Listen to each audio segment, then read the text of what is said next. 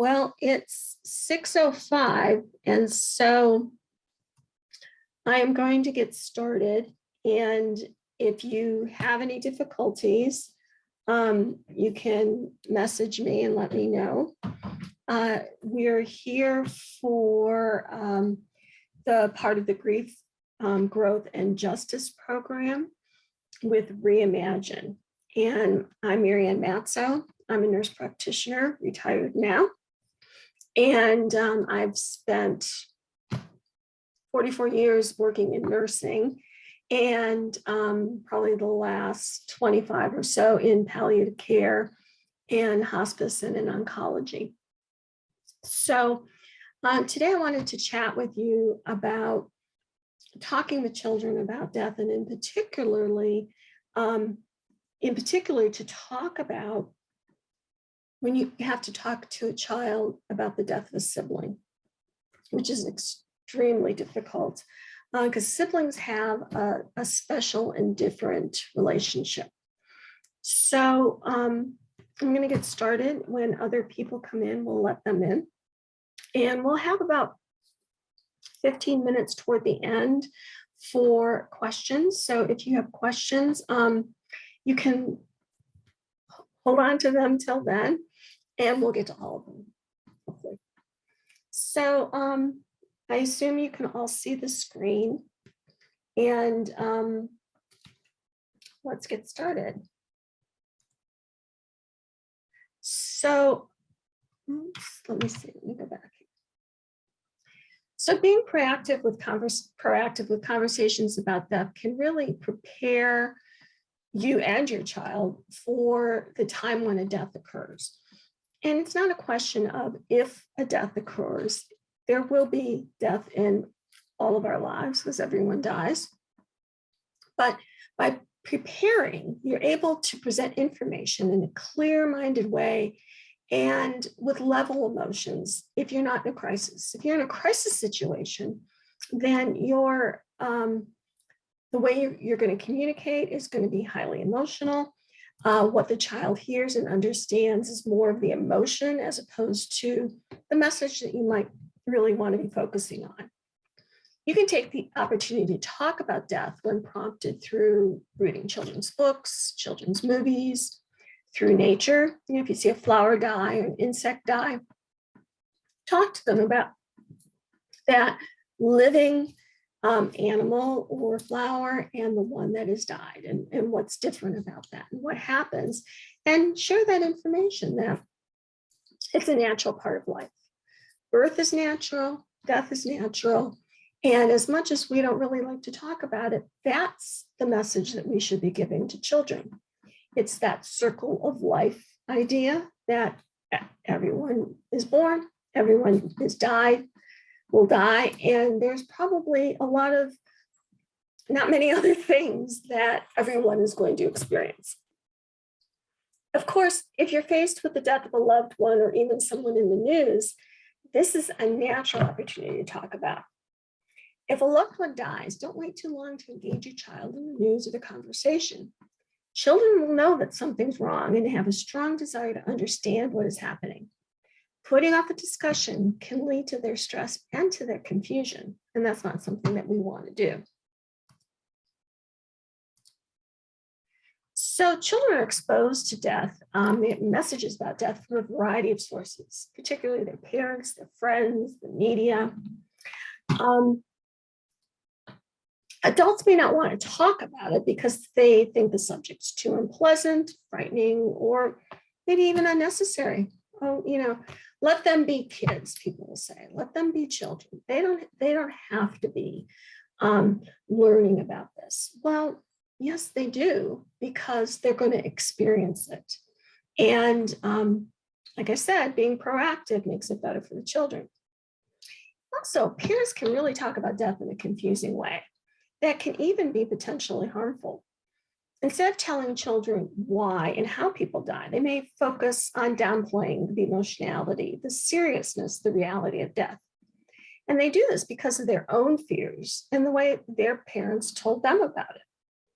And this can lead to misunderstanding and a fear of death.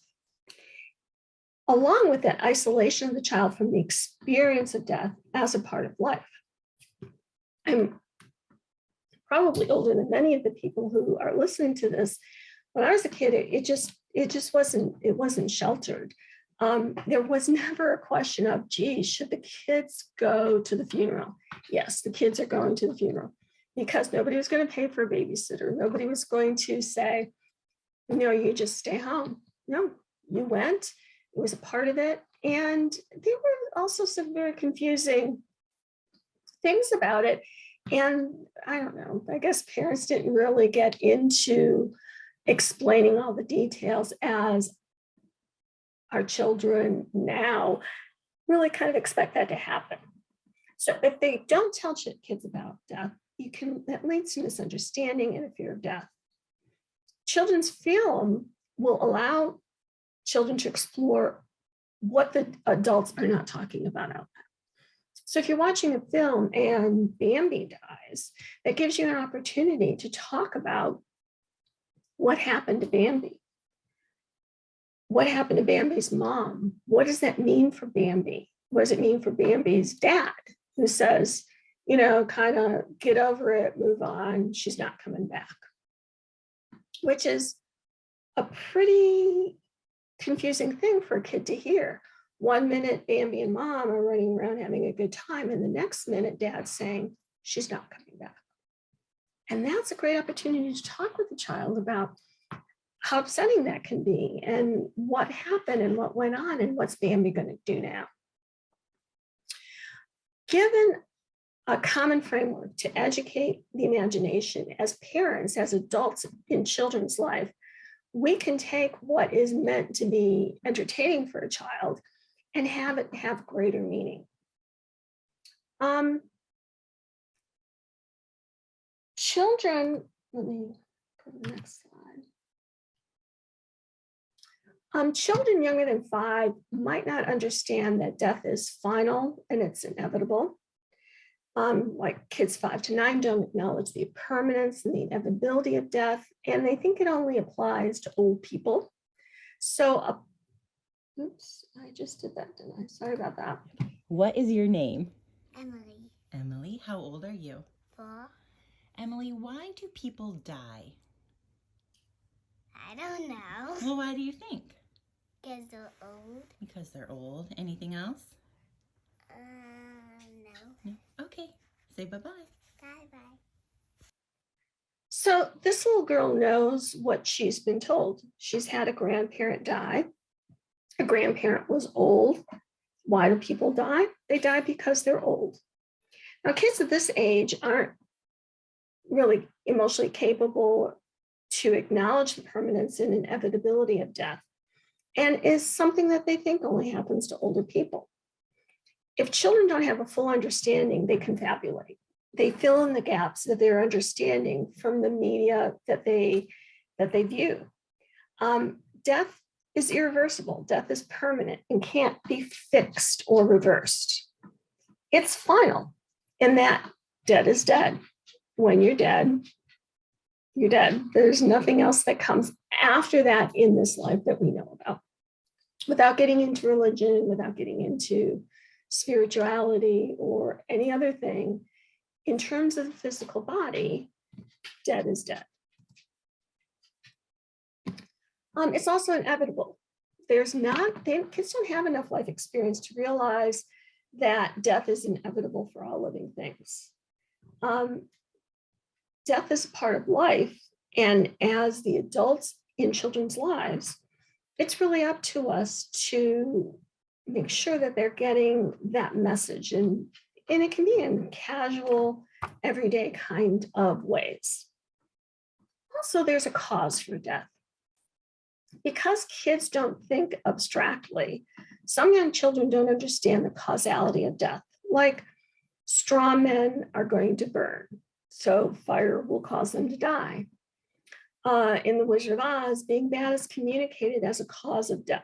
In The Wizard of Oz, she's bad, water causes the witch to melt. Now, we can be bad in reality, and but in fact, that's not going to kill us unless something in our actions put us in a place where we can end up being killed. So let's look at this concept of irreversibility. In cartoons, television shows, movies, children see characters die and then they come back to life. In real life, though, that's not going to happen. So children do not fully understand this concept. They can view death as kind of a temporary situation. They often think that people have died as being far away. Perhaps they're on a trip. Sometimes adults reinforce this misunderstanding by talking about the person who's died as having gone on a long journey. Children may have a family member or friend who dies, and they might become really angry when that person doesn't call or return for important occasions. They don't understand, well, grandma loved me. Why didn't she come back? Why isn't she here for my birthday or whatever? So if children don't think of death as permanent, they have little reason to begin to mourn. Mourning is a painful process that requires people to adjust their ties to the person who's died. So an essential first step in this process is understanding and at some level accepting that death is permanent. So the second concept is that all life functions end completely at the time of death. Very young children view all things as living. Their sister, a toy, a mean rock that just tripped them. In daily conversations, adults may add to this confusion by talking about the child's doll as being hungry or saying they got home late because the car died. Yet, adults understand that there's a difference between pretending a doll is hungry and believing the doll is hungry. And this difference may not be clear to young children. So our language that we use with children when we talk about death, and we'll talk more specifically about the death of a children, of a sibling in a minute or two, we have to be very clear. Young children are sometimes encouraged to talk to a family member who's died. They may be told that their loved one is watching over them from heaven. Sometimes children are asked to draw a picture or write a note to the person who died so that it could be placed in the coffin. Now, these requests and comments can be confusing and even frightening to some children who don't yet understand the finality of death. In a young child's mind, if the person who has died could read a note, does it mean he or she will be aware of being in the coffin? Will the person realize he or she's been buried? When my sister died, my youngest daughter was in pre-K, and I said, let's build a garden for Aunt Joan. And I wanted to do like a memorial garden for my sister. She was a master gardener, and I thought that would be a nice way to honor her. And so we got plants and we put together this garden. And one day I was getting the youngest out of her car seat, and she said, "Are we making a garden for Aunt Joan because she's hungry and there isn't food where she is?" So she took the literal idea of that garden and thinking that Aunt Joan is somewhere, that maybe she's going to need the food from the garden. And so it was confusing for her. She'd been chewing on that, running that through her brain for a while, trying to reconcile, why are we making a garden for her? What's the point? Children may know that people cannot move after they've died, but they may believe that this is because the coffin is too small. They may know people can't see after death, but they believe they can't see because it's dark underground. These children may become preoccupied with what they perceive as the physical suffering of the deceased. When children correctly identify what living functions are, they can also understand that these functions end completely at the time of death. For example, only the living can think, be afraid, feel hunger, or feel pain. Only the living has a beating heart or needs air to breathe. So the third concept is that everything that's alive eventually dies. It's inevitable. People can believe that they and others close to them will never die. We, especially as Americans, we are really good at saying, well, Death is an optional thing that'll happen to somebody else. It's not going to happen to me. Parents often reassure children that they will always be there to take care of them. Well, that's not true. We're not going to always be here. Now, it might be true if the child dies before we do, and that's a whole other kind of different message.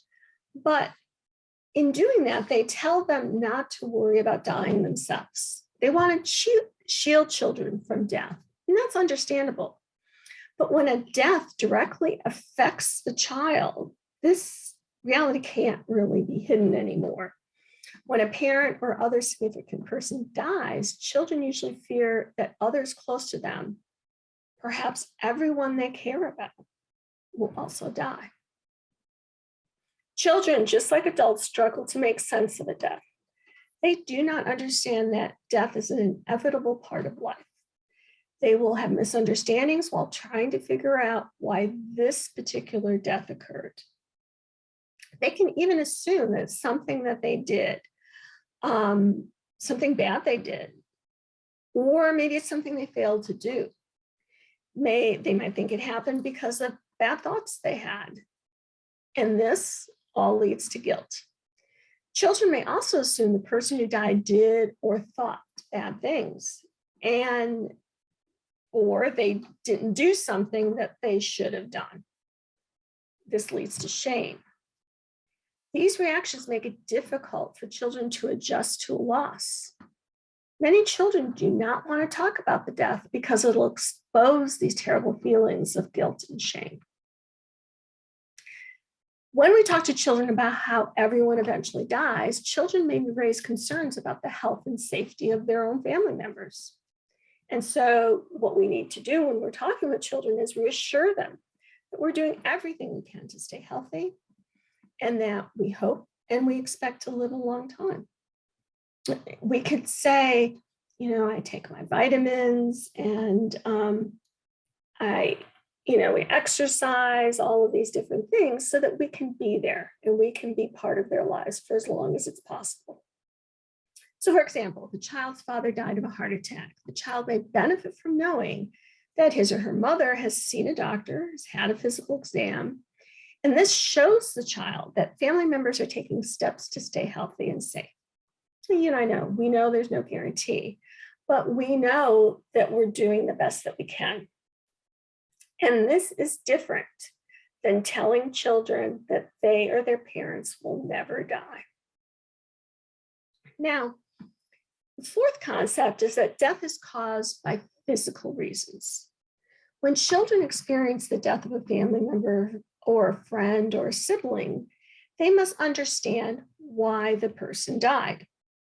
If children don't understand the real reason their family member has died, they're more likely to come up with explanations that cause guilt or shame. If you don't tell the child, here's what happened, then they will make up their own story. And they will be wrong, and they will feel bad. And so when we think that, well, I just don't know how to tell them, so I'm not going to tell them, it's causing so much more heartache and upset for them. The goal is to help children understand what has happened. When explaining a death to children, we really need to aim for a brief explanation that uses simple and direct language. They can watch for cues for the children, allow them to ask for further explanation. But let me tell you, graphic details are not necessary. They can be avoided, especially if the death was violent. Talk to children about death like we would talk to a child about sex. The child has a question, answer the question. If the child has another question, they'll ask it. But sometimes we're so nervous about, oh my God, I have to explain this concept of where babies come from, or I have to explain this concept of why did this death occur, that we talk too much. Answer the question they ask. And say to them, if you ever have any more questions, come ask me. I'll tell you. I'll tell you whatever you want to know. And that establishes that trust between that adult and that child, so that whatever they want to know, they know that you'll tell them. It'd be unusual for somebody outside the family to be the first person to tell a child of the death of a family member. It might be that, like, if you're a teacher, that you need to make a class announcement about someone in school or the community who's died. If a classmate has had a parent or family member die or sibling die, and that's going to affect all the kids in the classroom. So everybody, adults, I generally talk about this as, parents and anybody else who loves children or is with a child, be prepared to, how are you going to talk to the children about death? So we went through these concepts, and I emailed you all a handout that shows, let's see if I have it here, but it's a table. It's a really nice table that shows what happens, or how children perceive death. Here it is, by age. And I'm one of those maybe weird people that I keep extra copies of this, so that if a child is in a family where there's been a death, I'll offer this handout to the adults, because you can have children of lots of different ages within a family. And this starts with birth to 6 months and goes all the way up to teenage years. And it talks about the characteristics of that age, their view of death, and how typically they'll respond. Now, when I say typically they'll respond, there's always outliers, and our own children are always way smarter than anybody else's kids. So looking at this handout, don't say, oh, my kid would never do that. Okay. But these are like typical responses. Then it has this column about what helps. What can you do to help this kid at this age?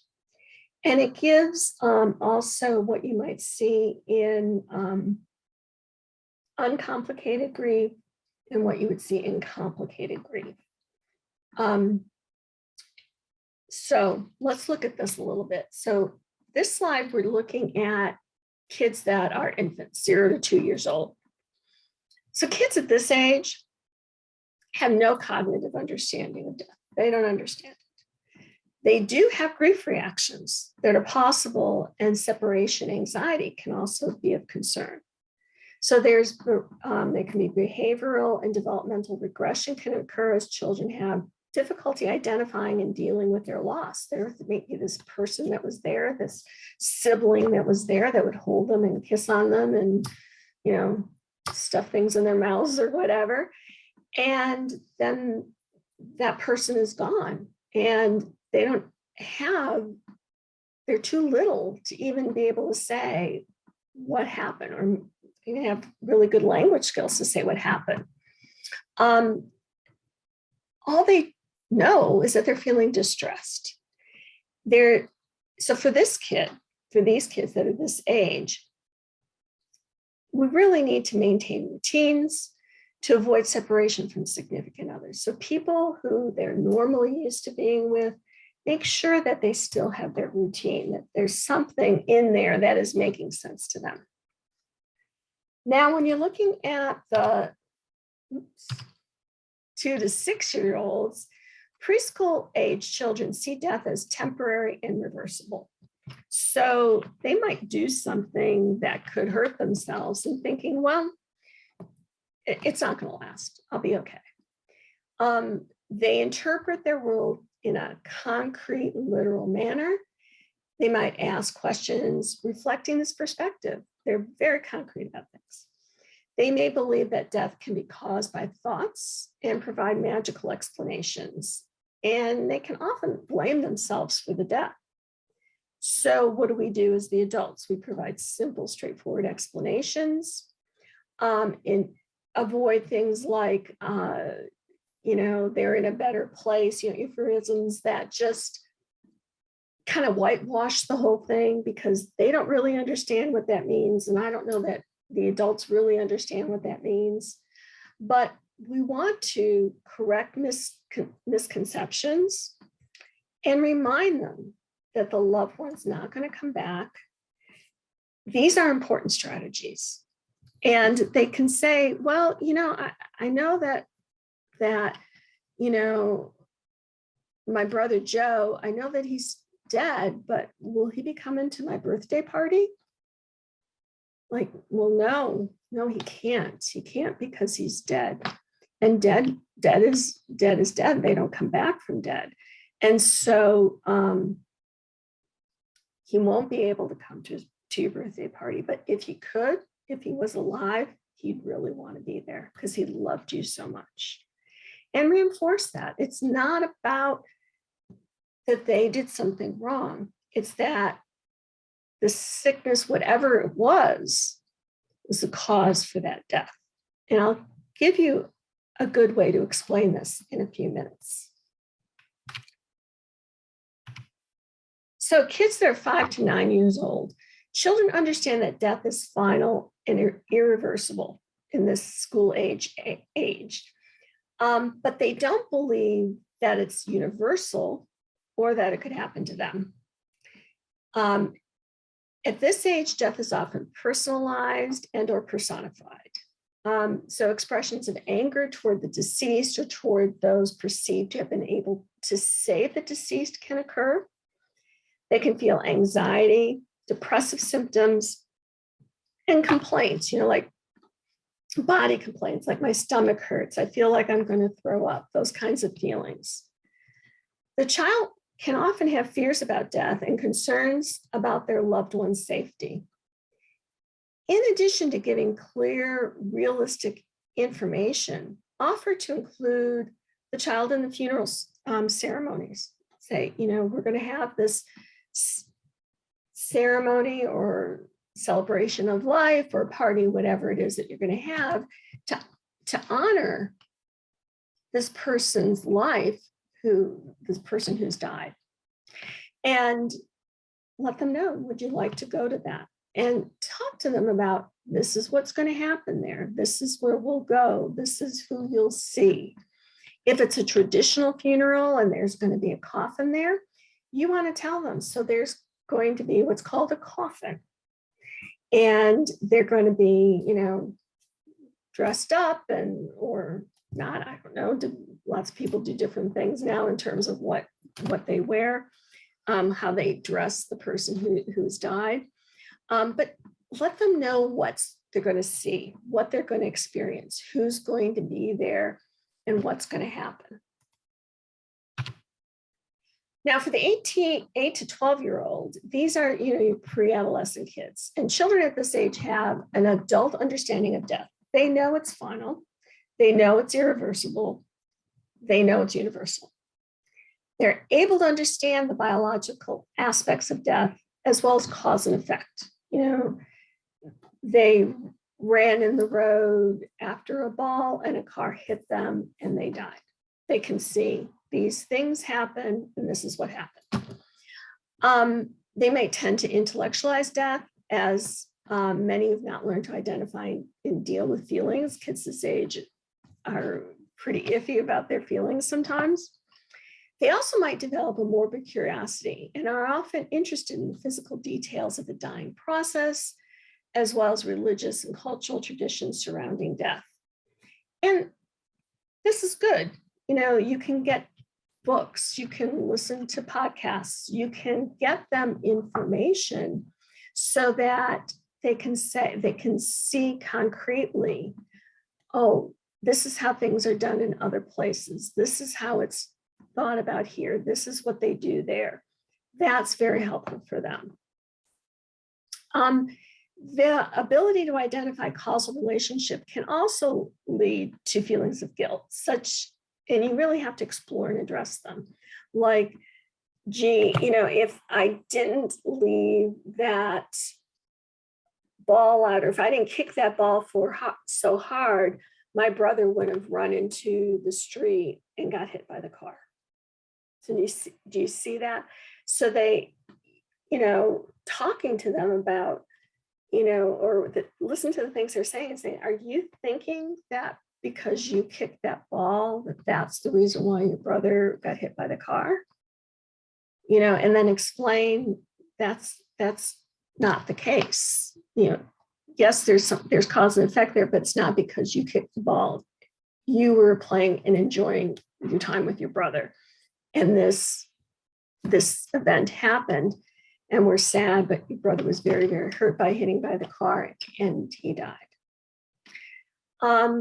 This child should be allowed to participate as much as they feel comfortable in seeing the dying person and participating in activities surrounding the death. So these kids, you don't want to ignore them. I worked as a hospice nurse for many years, and I had a child who was dying. And everybody was focusing on the child that was dying. That makes perfect sense. But there was also a younger brother. And our hospice sent out 2 nurses. One of the nurses was dealing with the death of the brother. And I was with the healthy brother who's seeing that his brother is dying. And when I sat down with him, he was playing with, this was a while ago, he was playing with Power Rangers. I don't know if kids still play with Power Rangers, but he had all his Power Rangers out. And I said, what's going on with Power Rangers? And he's like, well, I'm trying to decide what powers my brother's going to need after he dies. And I couldn't tell you now, the pink one does this and the red one does this and the blue, I think there's a blue one and there's a yellow one.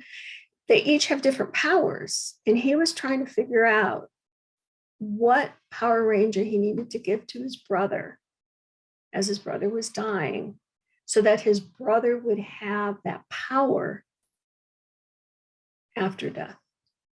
And so it's a lot. It's a lot to be dealing with not only a sick child, but then the rest of the kids developmentally, what they need and how they need it. But that's why this handout's good, because at least you don't have to remember who does what when. You can look at your handout and say, oh, here's what I can do to help him or her. 12 to 18-year-old kids are adolescents, and adolescents often have an adult understanding of death also. They're developing the ability to think abstractly, and they're often curious of the existential implications of death, like what happens if we don't exist anymore. They often reject adult rituals and support. They think that no one understands them. And as a result, they may engage in high-risk activities to challenge their own mortality.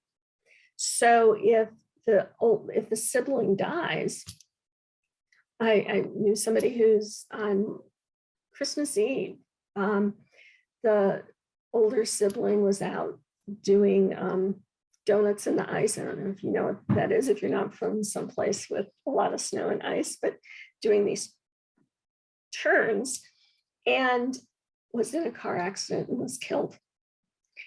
And the rest of the kids think, well, he was doing something that, was dangerous, but I'm different. And so I'm gonna challenge that, and I'm gonna do, something dangerous, drive too fast or not wear a seatbelt or whatever it is. And so talk with the kids about, nobody's immune from dying. And if you take risks, you put yourself in risks, at risk of death also. They often have strong emotional reactions, and they might have difficulty identifying and expressing those feelings. It's important that adults support these adolescent independence, make sure they have access to their peers, and provide that emotional support when needed, that it's okay to cry, it's okay to feel sad. I miss them too. I wish that they were here. but this event happened and they're not. So helping children with their grief at any age requires honest and a direct approach with strong adult role models that are going to help them through. So how are you going to tell a child about a sibling's death? It's a hard conversation, and I'm not going to tell you otherwise. But let me give you some ideas. First, be sure that you have an in-person conversation. I know that might sound dumb, like, don't text or tell them over the phone. But don't text and don't tell them over the phone. Wait until you see them and tell them in person. How a child survives their sibling's loss is related to the support that they received once their sibling died. When sitting down to tell a child that their sibling has died, it's always best to do so in person so that you can gauge their emotional response and support them through their grief.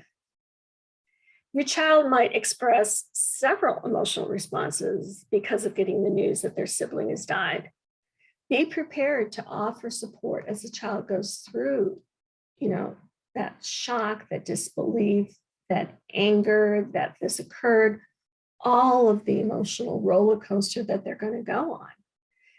Be there to support them. And if you're the parent, you're on your own roller coaster. And it's not uncommon for children to kind of be left to manage for themselves.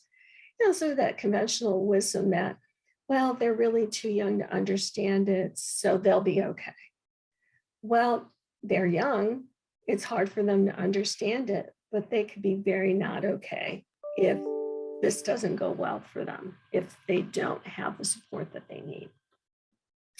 So the second aspect of telling the child is to set the stage. And setting the stage for talking about death means in part finding a comfortable and private place to talk. If possible, be prepared with information in the details of the death. Again, answer the questions that they ask. You know the details, but you don't have to share those details if they don't ask. It's also helpful to have children's books about death on hand to share with them at the end of your conversation. And I gave you a handout with some resources, and there are a lot of different books available depending on the age of the child. Now, the age of the child is also going to play a significant part in how to have this conversation the best possible way. Be careful not to spring the news about their sibling's death without warning or preparation. We call this in palliative care, sort of firing a warning shot. Saying something like, I have really bad news for you. I have really sad news for you. Giving them that moment to catch in their head that something is coming that's not going to be comfortable. The child may experience unexpected emotional reaction, and you're going to need to know how to react to them. Now, you can spare the child a lot of heartache by choosing the right words to say in the appropriate environment. Years later, they're might not going to remember exactly what you said to them, but they'll likely remember what they were doing and how they reacted when you told them. So if you go to their school, pull them out of class, go in the principal's office and say, I've had news for you, your brother died. Is that the best place? Maybe, maybe not. Maybe having them come out of school and going in the car and going to Wendy's for something to drink or whatever. Maybe that would be better. I don't know.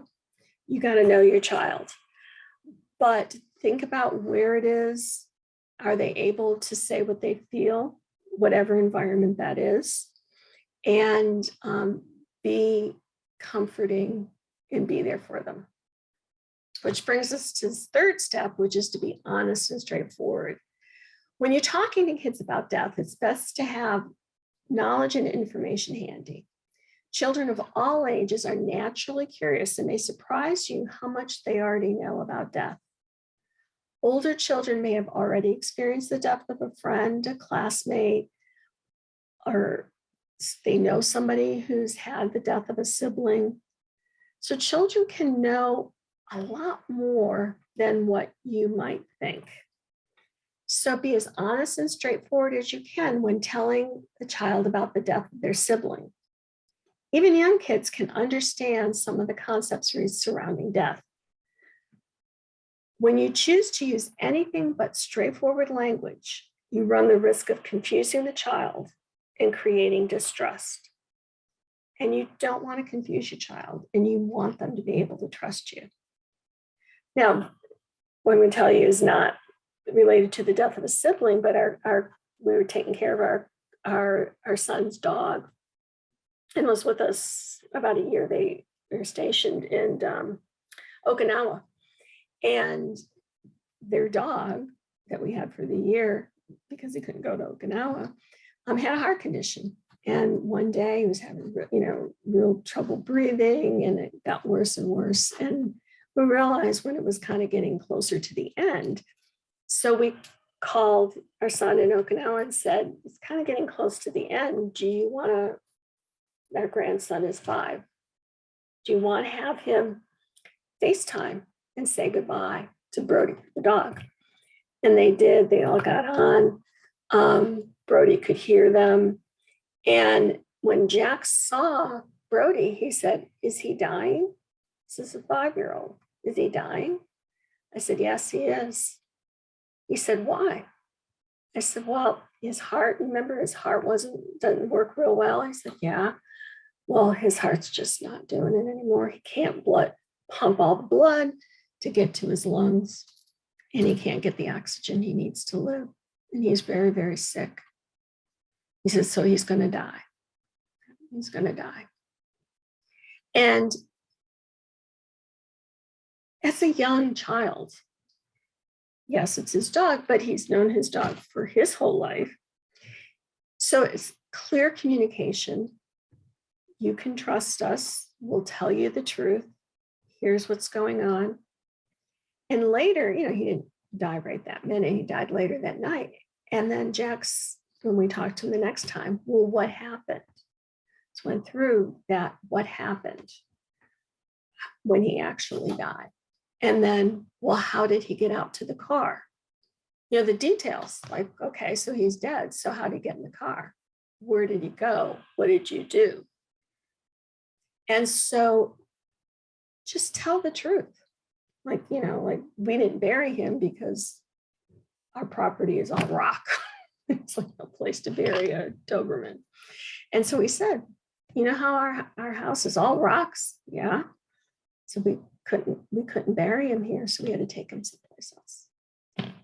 So some examples of things that you can say is, I have some sad news for you. Let's go for ice cream and we can talk about it. You can say, I'm sorry that your brother or sister has died today. There was an accident, or they didn't survive their illness. There was nothing more that we could do. We did all that we could, but there was nothing more. Or your brother or sister didn't make it like we expected them to. I'm sorry to tell you that they died and they're not going to come home from the hospital. Children need to know the truth, and they want details. Of course, you don't want to traumatize them by giving them, real sensitive information, like if it was a result of a suicide. But if they want to ask that, they'll ask it, and then, yes, you need to answer it. But you don't have to offer it. Let them ask first. But you do want to talk to them about some of the specifics using age-appropriate language for them to understand what's happened. Like saying, his heart's not working. You knew his heart was sick. His heart's not working. And this is what that means. And last, in terms of helping, how do you talk to the kids about it? Let them ask questions. Children are naturally curious, and they'll want to know everything they can think to ask you about their sibling's death. Instead of shunning away from having these conversations with them, have an open dialogue. Encourage them to ask you questions. Regardless of how painful it's going to be for you to talk about your loss, it's essential to keep the door open to these conversations. They're going to want to know that you're sad. They're going to want to know that you'll miss them, because kids are egocentric. They think about themselves primarily. That's what they do. That's what they are. And so they're thinking, would she miss me? Would he miss me? Would he be sad if I died too? And so what, do you want to scare the child with your grief? No, but it's all right to let them see you cry, and it's all right and good for them to know that you miss the person, the child who's died. You also have to be patient with the child and understand that children will ask the same question over and over again. You want to answer them honestly. You want to have your, well thought out answers that are appropriate to their age. Now, not all questions are going to have easy answers. And it's okay to tell the child that you don't know certain things. Like when they get into the question of, well, why did it happen? Well, I don't know why. I just know that this is what happened. So what are some of the questions that kids tend to ask? They can ask, what does it mean when someone dies? So when you're explaining the concept of death to a child, consider keeping it simple and direct. Try to avoid using euphemisms or substitute words for death. I really want to encourage you to say death, died, use those words. Many people in the health professions will tell you, use the right word for whatever piece of anatomy you're talking about, because it has a name. The baby doesn't grow in your stomach. The baby grows in a uterus, right? And so when someone dies, they died. They're dead. They didn't, you didn't lose them. When my daughter was quite young, her teacher's grandmother died, and she wanted to write a note to her teacher. And so she went to her dad and asked about, like, what should it say? I mean, she was pretty young, second or third grade. And then she came to me and she said, well, I want to write a note. What should it say? I said, well, what'd your dad say? And she said, well, he said to say, I'm sorry you lost your grandmother. I said, oh. Now, did she lose her? Like, did they go to the store and she lost her? She's like, no, she died. Oh, well, then why don't you say, I'm sorry your grandmother's dead. I'm sorry your grandmother died. She's like, oh, all right. So that makes sense, because when you lose something, maybe you could find it again, right? So use the words. Explain to the child that when someone dies, unlike sleeping, death is permanent and irreversible. When somebody dies, they don't come back. So you don't want to say to a child, well, they went to sleep. Well, unless you want your child to not want to go to sleep ever again, not a good idea, because they're going to think, well, if you go to sleep and you never come back, I'm not doing that. So that doesn't make sense, right? Or if you say, well, they went to heaven, and where is this place and when are they coming back? Now, like I said, I'm not going to get into the questions about religion, heaven, hell, reincarnation, although I've had those conversations with my own kids, but that's one of those things that's like your values. So you can say they died and we believe they went to heaven, but they're not going to come back from heaven. Do you see the difference in terms of explaining that? Another question that children will tend to ask is, am I going to die too? While the most straightforward answer to this question is yes, you're going to die. Choose your words carefully when responding to a child's curiosity about their mortality. Consider explaining to them that everyone will eventually die, but just because their sibling has died doesn't mean that they're the next to die. So there's that concept of, yes, your brother James died, but he died because he was very, very hurt, or he was very, very sick. But you're not very, very hurt, and you're not very, very sick. And so maybe one day you will be, but not now. The other question that you're going to hear is, are you going to die too? Now, what a child wants to know is if they're going to be left all alone. Remember I said they're egocentric. They're concerned about them. So they want to know, am I going to be left alone? Am I going to have to fend for myself? Or are you always going to be here to take care of me? So what you want to do is give them hope and reassurance without lying to them. Don't make up false stories related to death and dying. Yep, I'm going to die one day, but right now I'm not very, very sick, and I'm not very, very hurt. And even though you think I'm very, very old, I'm just old. I'm not very, very old. So there's a difference, but you can answer their questions and you can be very honest about it. Oh, I gave you those. So how do you support a child whose sibling has died? The main way that you can support a child who's lost a sibling, who had a sibling die, is to give them space to grieve. Let them express their emotions associated with their grief. You might find that you're dealing with emotional ups and downs, or a child may be suddenly disinterested and withdrawn. Those are all possibilities. And if you're the parent of children, you know that they come at you with all kinds of different things, and you kind of just need to be prepared for them. You need to reassure them. You may find it challenging to give reassurance when you have your own pain from that death, from that loss as well. A child will need you to guide them in what's next to come following the death of their sibling. They may be feeling lost and confused and dealing with emotions that they don't understand and that are often overwhelming to them. You want to let them talk. Avoid changing the topic of discussion away from death when the child walks in the room. They know what you're doing. They probably were listening at the door before they walked in.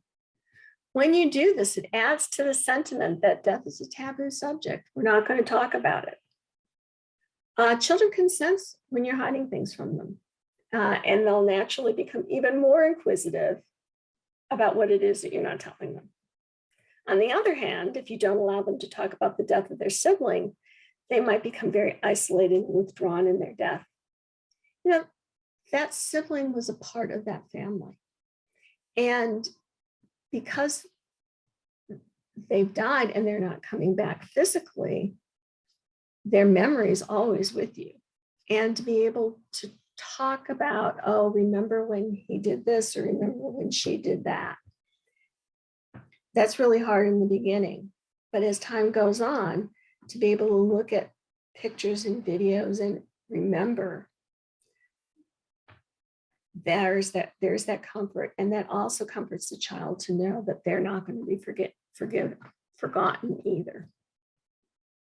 The other thing is to give your child space. They're going to express their grief in many different ways as they're exploring their own feelings and emotions. They might exhibit some of the behaviors that you find disturbing. Remind yourself that these are expressions of grief, and that in time, the child's going to learn to cope with this death better. Give the child time to end the space to experience all of the emotions associated with grieving. Everyone follows a different path to healing, and your child, the children that you know, they're no different. They'll need space to readjust to their new life without their sibling. And allow your child to grieve. There's no timeline for how long grief lasts. Grief lasts forever. It's not going to hurt like it hurts in the very beginning, but the grief will be there forever. Some people will grieve for a few months, while others will take years to heal from the pain and sorrow. Now, I don't really know people who grieve for just a few months, but there are there's some.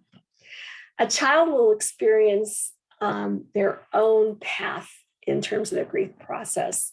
And they deal not only with the death of their sibling, but the ensuring the loneliness of no longer having them around. That feeling of there's this hole, there's something missing that used to be there. Don't let yourself be alarmed if your child goes about their routine as if nothing happened. This can be a normal part of the grief process too. In time, your child will begin to experience different levels of grief, and their emotional responses will start to come out. Also, get them counseling. It might be a good idea to think about family counseling if it's, that whole family has had their loss. A child mourning the loss of a sibling is different, and their mourning might not be immediately apparent. There's nothing wrong with not knowing how to help a child cope with their grief. So think about professionally trained grief counselors to help the child with their grieving. Counselors and therapists often can help the child understand the grief process and help you heal from the pain and sorrow associated with the death. Also, say to the child, how can I help? A child who's experiencing sibling grief mourns the death of their brother and sister in the same way an adult grieves a death. Just because a child is a child does not make them more or less resilient to feelings of loss. Remind yourself to stay present in the child's life as they deal with their emotional ups and downs. Often a child will feel left out and isolated following the death of a sibling because most people focus on consoling the parents and don't really think about consoling the children. So how do you tell if your child is grieving? And this picture shows you they have difficulty concentrating. They might have trouble going to bed, going to sleep, staying in their own bed. Might be the kid that, has been sleeping in their own bed just fine for years. And now every night they're coming and crawling in with you. They might be clingy, have a lot of anxiety, fear of being abandoned. They might start wetting the bed again if they haven't been wetting the bed all along.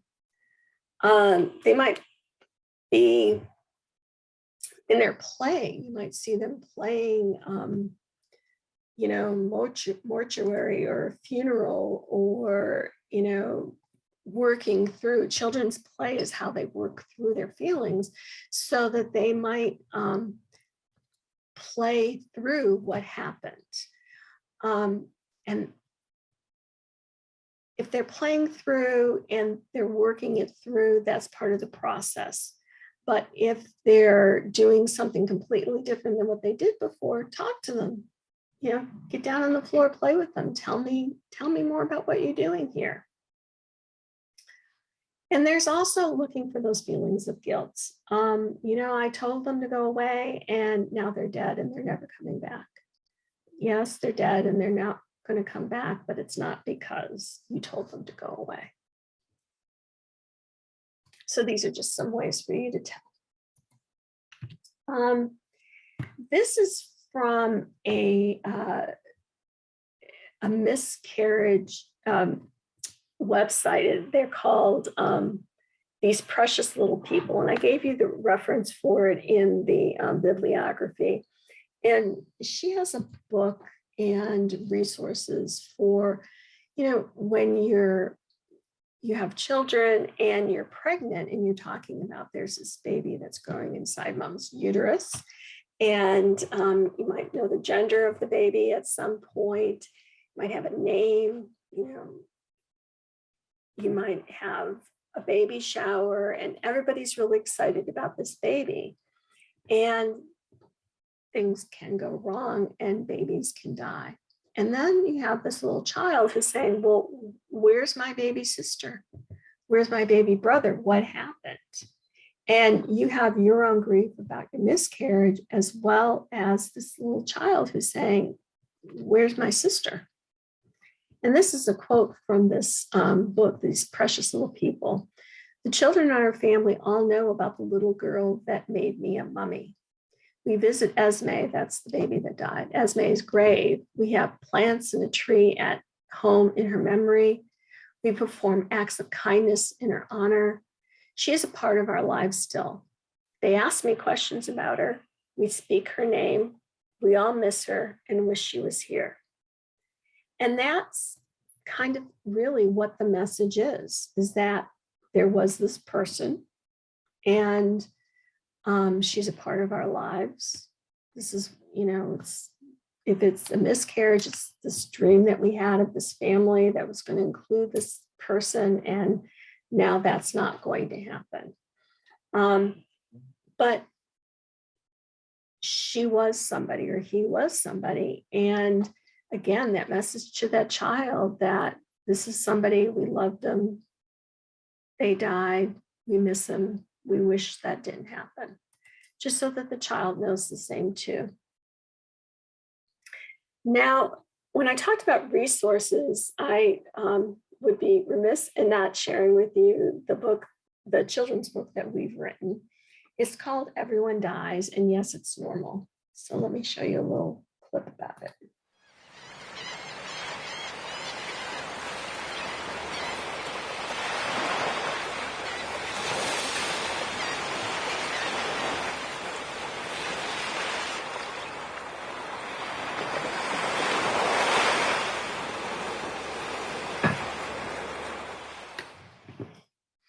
So I gave you the reference in the reference list.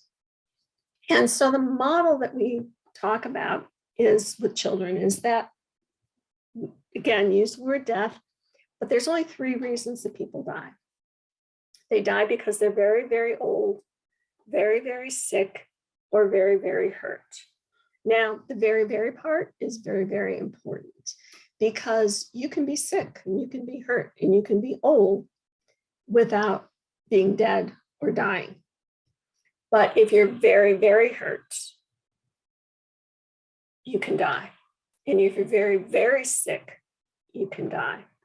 And if you're very, very old, you can die. There's only 3 reasons people die. Now, I've used this for 20 some years with children, and sometimes they'll say, yeah, but I actually did an interview with a 5-year-old who's very interested in death. And he said, yeah, but you forgot that bayonets can kill people. You're right. I didn't mention bayonets, but bayonets make you very, very hurt. And that's why that person died. Oh, we said, that made sense. Our grandson, we have a picture of a dog that I had 20 some years ago. And he said, who's that dog? I said, well, that's Lincoln. He's like, well, where is he? I said, oh, he died. Why did he die? I said, oh, he was very, very old. Oh, okay. And he moves on because that's the way we talk with him. Brody, the dog that died, was very, very sick.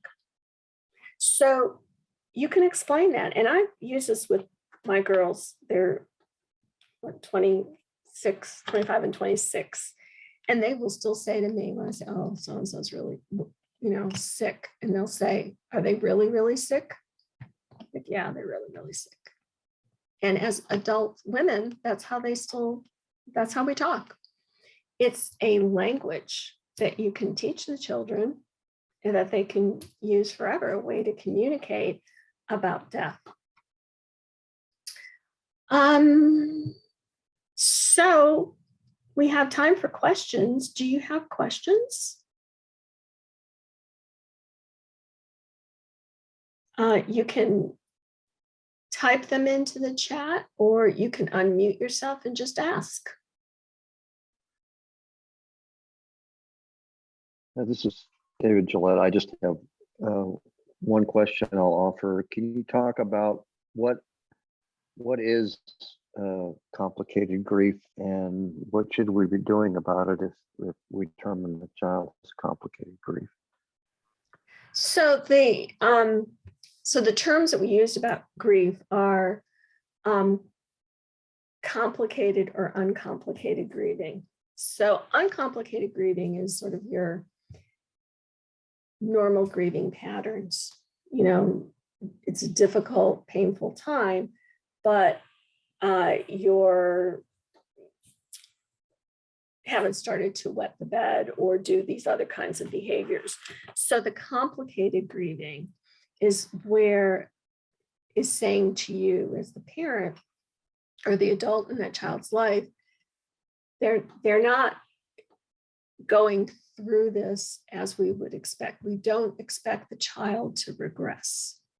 And so if they are, then you say, so this is getting complicated, just as the word said, this is getting complicated. So what do we need to do?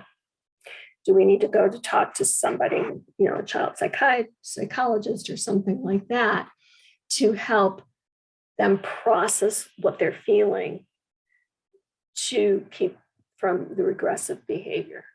Does that make sense? Yes, it does. And thank you for that.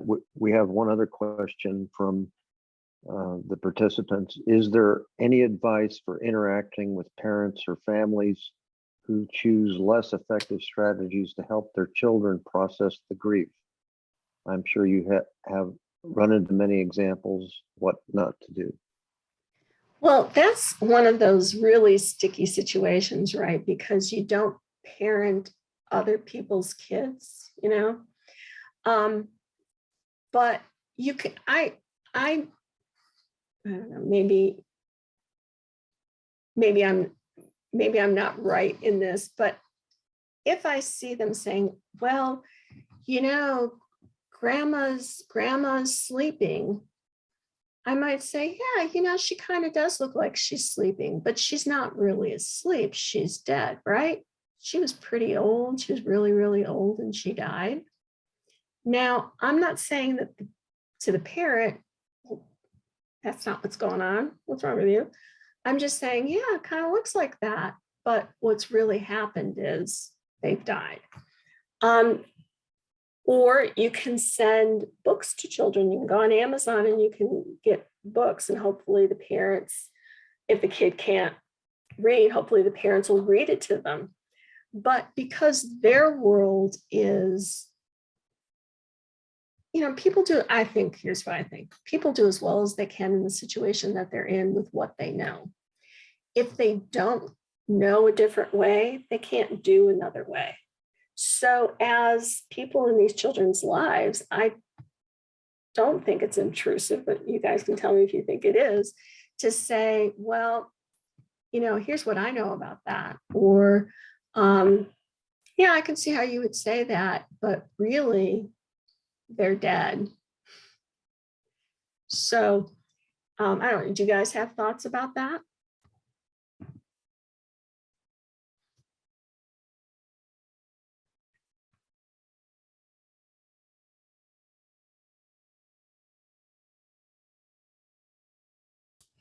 I appreciate it. Thank you very much. You're welcome. Other questions?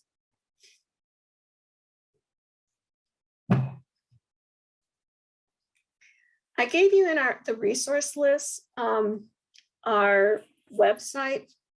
So we have a nonprofit called Everyone Dies, which has been up and running for 2 years, and there's more than 100 different podcasts on a lot of different subjects. Feel free to go there. They're no cost to you. Hit play and you can listen and get information. Or like in this, like your question, Ashley, was, say, hey, I heard this podcast. Let me give you the website for it. It might help how you think about these things. That's another way too. It's meant for public education. And so it's a resource so people can have better information and make better decisions, better choices. Anne, were you gonna, I saw you unmute. Did you want to say something?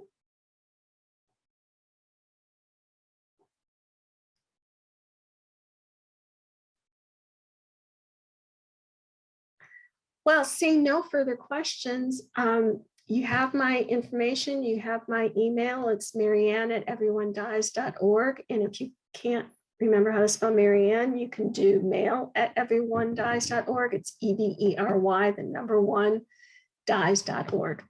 Please use our resources, share with other people. I think that we can change how we approach and deal with death by having some better information. So thank you for being with us tonight.